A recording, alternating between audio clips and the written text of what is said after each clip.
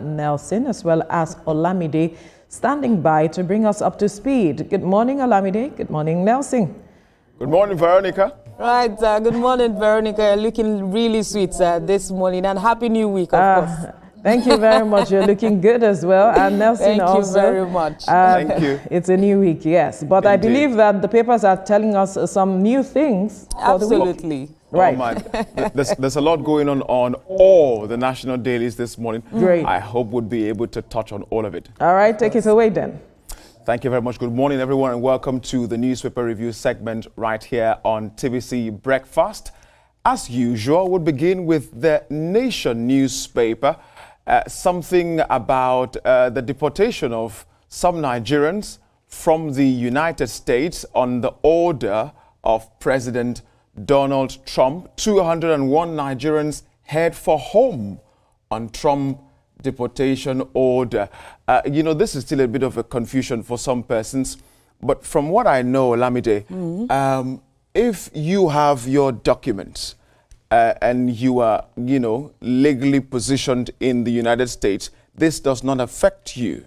Well, aside from claims that perhaps some persons, even with papers, are not allowed to, perhaps extend their stay and all of that, I think the president himself has the right to protect perhaps the unity of the nation in whatever way he seems to, do and all of that. So 201 Nigerians, well, I will say it's not so much of a good news for Nigerians, but it's also welcome back home for them to, restart. I like the way you went with that. Welcome back home. To start whatever, they have left. Start from whatever they have left. So it's not entirely, a bad one in that sense. So we can say to them, welcome back home. Welcome back home. But for every other person traveling to any part of the world, you need to have your documents complete and be legally admitted into any country of the world.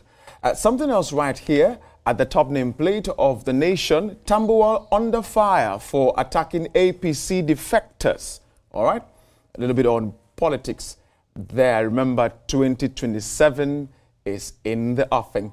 And a bit down the paper, Osibanjo, Ayoku, Adeboye, Obi, others at Adebanjo's house, honoring the legend Pa Adebanjo, who passed last week at the age of 96. And that will be it for the Nation this morning. Well, let's go to the Blueprint newspaper. Not support for Tinubu in 2027 unshakable. President's investment reforms in the region massive. Minister is quoted as saying Shehu Sani, Yeri Ukei orders defectors swell APC support base.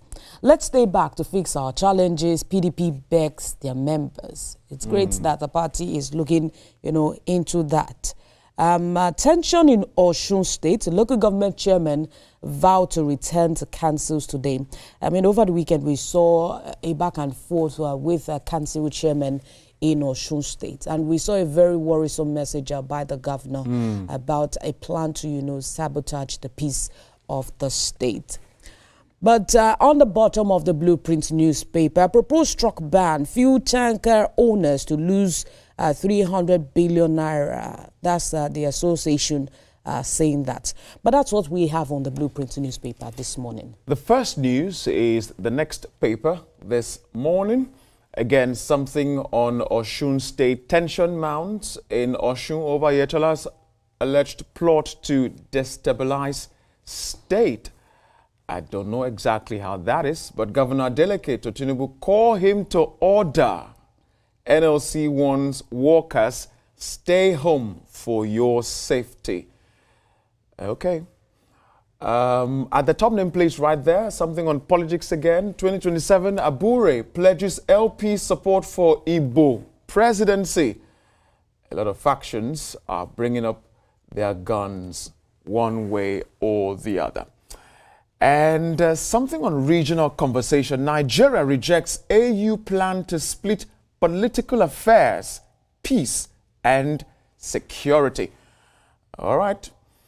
And at the bottom of the first news, we will recover 96 billion naira allegedly looted by Obaseki, PDP. This is according to Governor Okpebolo. Okay, and suspects dies in custody. Angry Ondo youth set ablaze a police station. This should never be the case, but we'll let it off there for the first news. And now we take it up to Nigerian News Direct, which is also referring to the local government crisis in Osun State as Osun APC. The governor, Adeleke, fights dirty over appeal court ruling. I choose to alert the nation before my people are killed. Adeleke blows hot. Illegal public holiday will not stop our chairman from resuming, Osun APC says, as NLC direct workers to withdraw services in Osun local government. Well, if that is for their safety, I think, that is also important.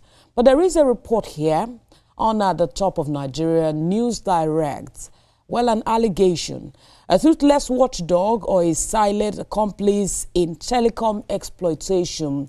A report there is calling out the NCC as regards the recent tariff hike.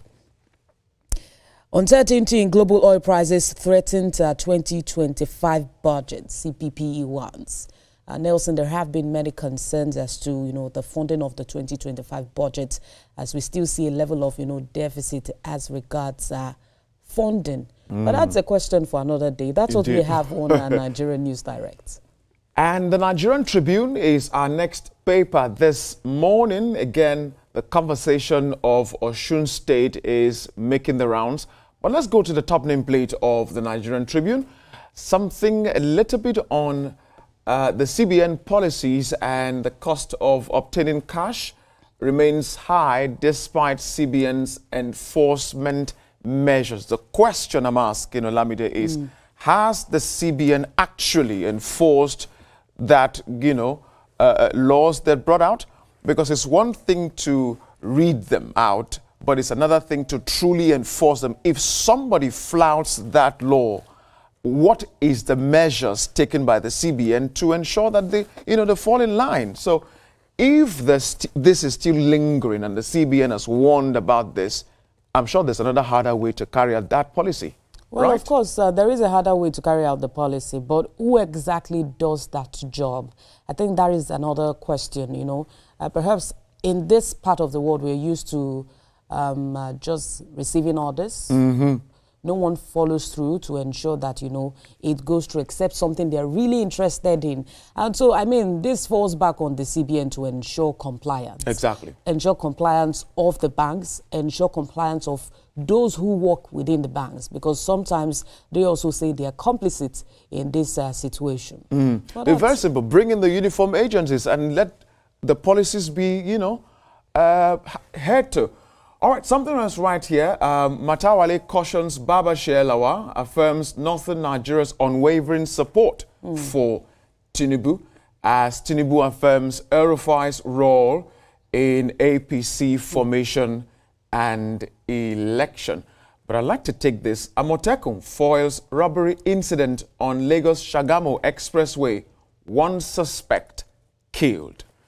That is a little bit on security, and that's where we leave it for the Nigerian Tribune. And that takes us to the salient times. Panel indicts ex-governor Obaseki, local government chairman, PDP leaders for allegedly mismanaging 96 billion naira council fund. We've seen Algon calling some of these, local government, these councils to question.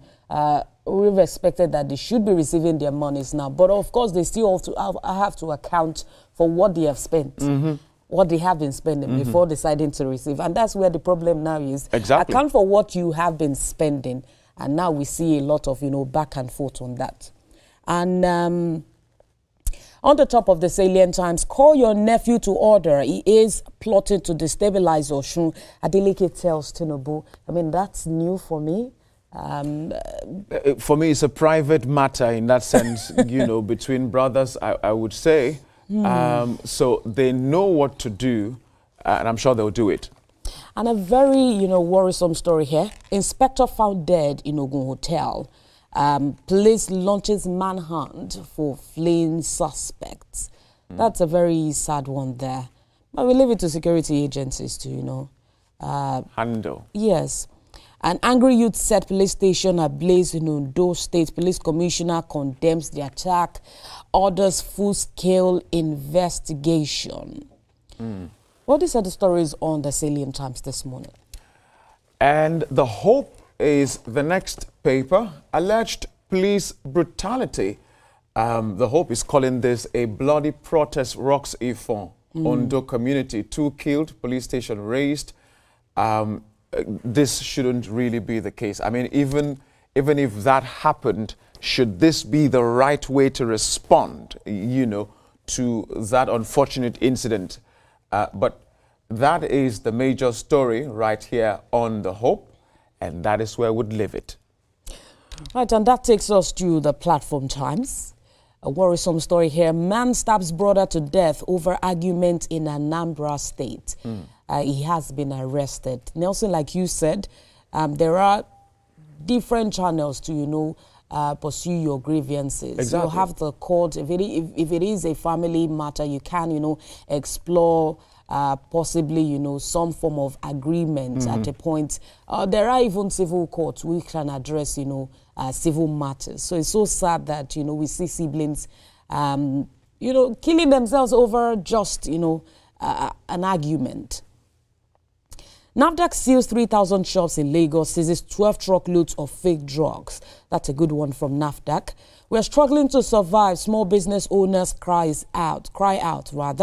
And police inspector found dead, like I read earlier. Female companion disappears. We see the Platform Times going ahead to, you know, add the fact that there was a female companion in this situation. The federal government to probe a hoarding of relief materials for IDPs, and chaos in Ondo community as police allegedly torture a boy to death, 1 other killed in a protest. But that's what we have on the Platform Times this morning. The Leadership is our next paper.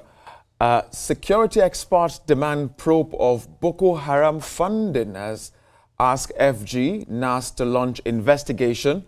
Go after sponsors. Okay.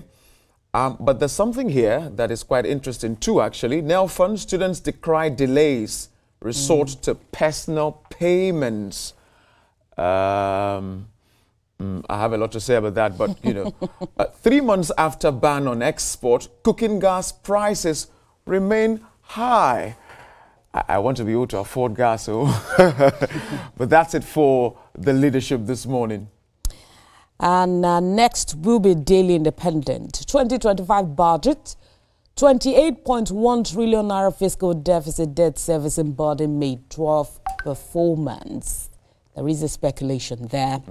And PDP dismisses allegation of forgery of primary election guidelines. Fundraising, a no-go security trust fund rakes in 3 billion naira. And APC sweeps Katsina local government polls.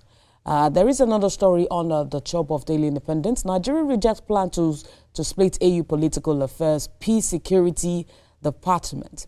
Well, Sarap has given the CBN 48 hours to withdraw ATM fee hike.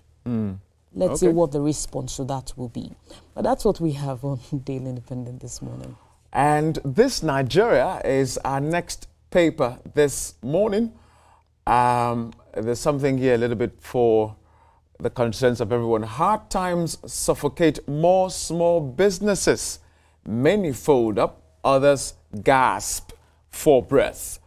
Bank customers decry new ATM charges, say it'll push citizens to more pains. And to the story, Serap is giving the CBN that hour to ensure that that is fixed.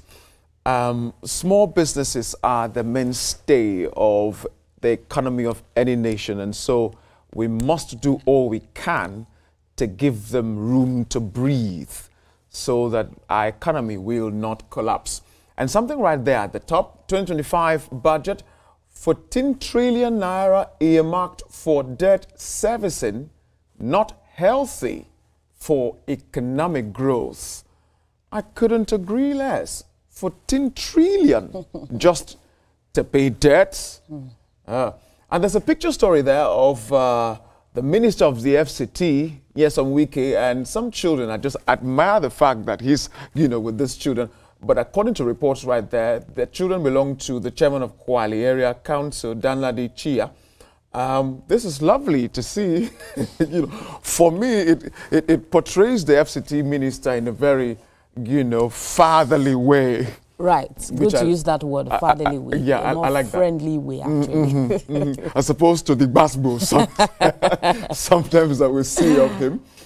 And something right here, children account for 7.2% of cancer cases in Nigeria.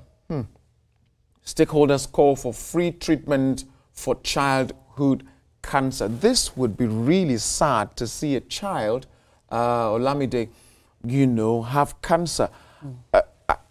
What kind do they have?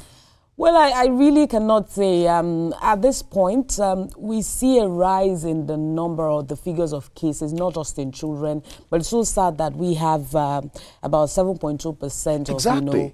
of, children having that.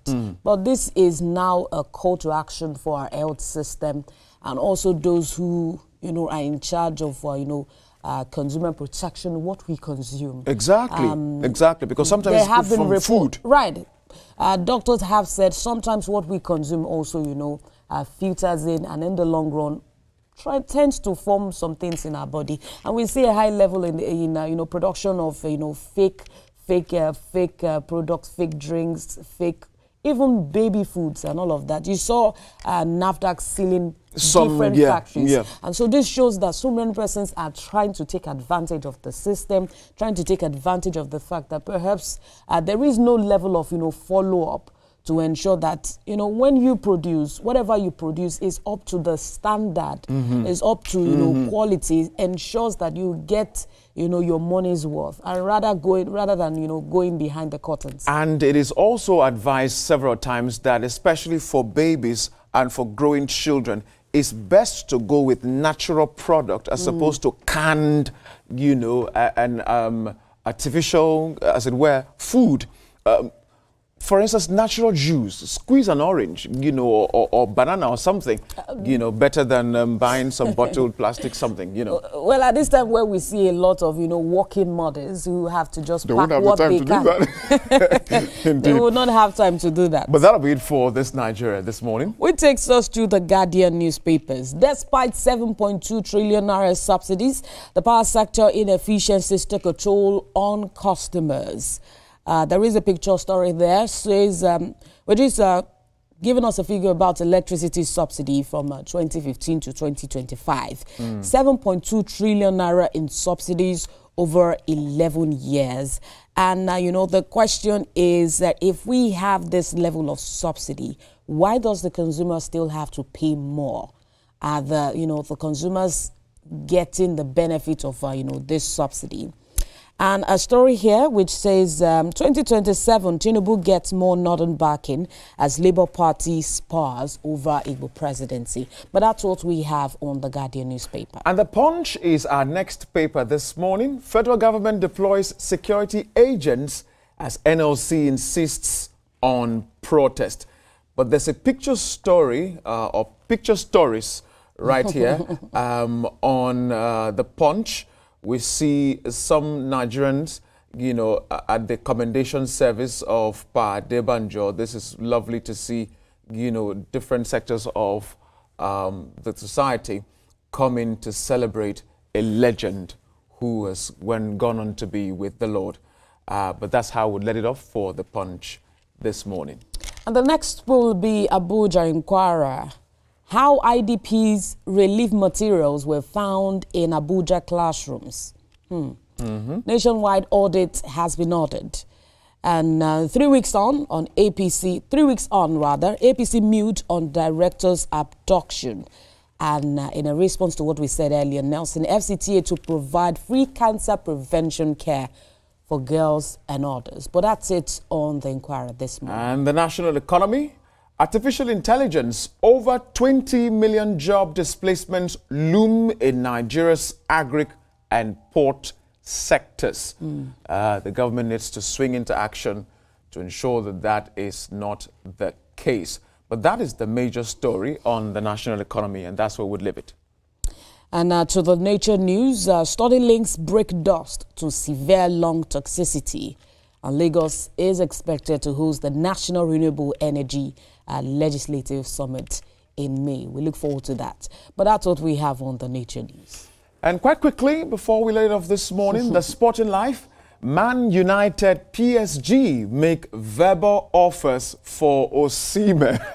Osimhen seems like the hottest cake this is. I mean, every club side wants the young man to be with them. I thought it was Boniface at the point. Well, Nigerian close to signing with renowned sports management company.